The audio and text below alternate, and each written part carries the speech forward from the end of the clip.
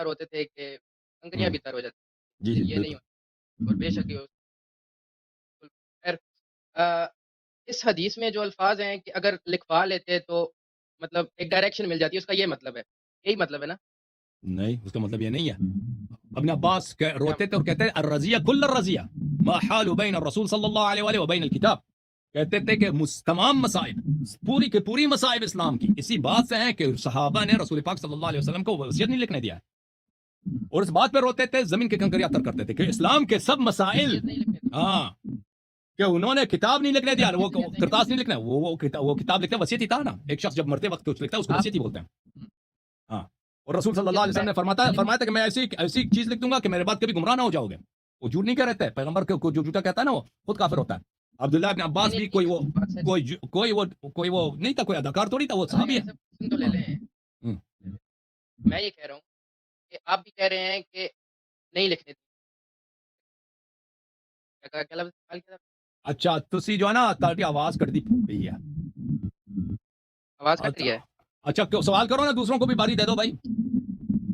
میں نے کہا کہ اگر انہوں نے لکھنے نہیں دیا تو آپ کو کیسے پتا کہ علی کو خلیفہ بنایا تھا، یہ کوشچن انہوں نے، وہ جب ابن عباس کہہ رہے ہیں کہ ہاں انہوں نے وصیت نہیں لکھنے دی، تو پہلی بات یہ یہ ہے، پہلی بات یہ ہے کہ جنہوں نے نہیں لکھنے دیا ہے وہ صحابہ ہی تھے، اور انہوں نے یہ نہیں کہہ کر نہیں لکھنے دیا ہے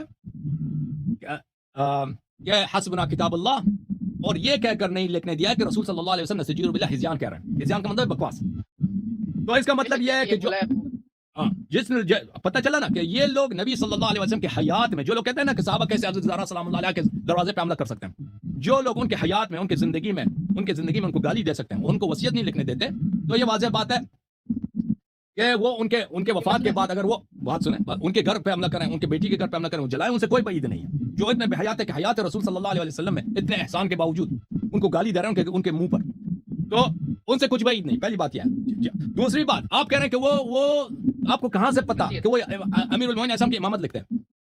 اس کے کئی اور دلائل ہیں. ابن عباس پہلی بات، ابن عباس کو کیوں نہیں پتا؟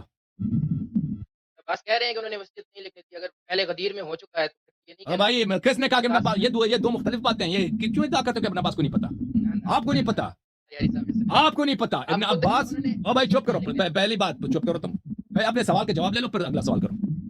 کہ وہ آپ کہاں سے کہہ رہے ہیں کہ وہ علی علیہ الصلوۃ والسلام کی امامت کی بات لکھتے ہیں؟ او بھائی لازمی بات ہے کہ جب رسول اللہ صلی اللہ علیہ وسلم مرتے وقت ہیں اور وہ بلا رہے ہیں کہ میں ایک ایسی کتاب لکھوں گا کہ اس کے بعد تم کبھی گمراہ نہ ہو جاؤ گے، وہ سب اسلام کی شرائط انہوں نے نہیں لکھنا وہاں پر، کہ نماز کے مسائل، نفاس کے مسائل، کہ حیض کے مسائل، کہ بھئی قرآن کی تفسیر وہاں پہ لکھا دیں. وہ فرصت بھی نہیں، اس کے کچھ دن بعد وہ وفات ہو گئے تھے اور وہ وقت بھی نہیں ہے. ایسے وقت پہ وہ سب سے جو ضروری بات ہے، جس کی بدولت اگر وہ ہو تو گمراہی نہیں ہوگی، اگر وہ ہو تو ضلالت نہیں ہوگی، بدعت نہیں ہوگی، وہی لکھائیں گے. ٹھیک ہے نا؟ وہ یہ ہو ہی نہیں سکتا سوائے امامت کے، یہ ہو ہی نہیں سکتا سوائے امامت کے، کہ رسول صلی اللہ علیہ وسلم کے بعد ایک ایسا شخص ہو کہ رسول صلی اللہ علیہ وسلم جیسا امام ہو، جیسا معصوم ہو، جیسا ہادی ہو، کہ اس کی اگر اتباع کریں گے تو لوگ گمراہ نہیں ہو جائیں گے. ٹھیک ہے نا؟ یہ اس کے علاوہ کچھ نہیں ہو سکتا. تو رسول اللہ صلی اللہ علیہ وسلم وہی کہنا چاہتے ہیں. یہ ایک دلیل. دوسری دلیل، خود رسول صلی اللہ علیہ وسلم کے جملے میں وہ لکھوا دوں گا کبھی آپ گمراہ نہ ہو جاؤ گے. یہ جملے انہوں نے کب پہلے بھی کہے تھے، کس کے موقع پر؟ غدیر کے موقع پر اور حجۃ الوداع کے موقع پر.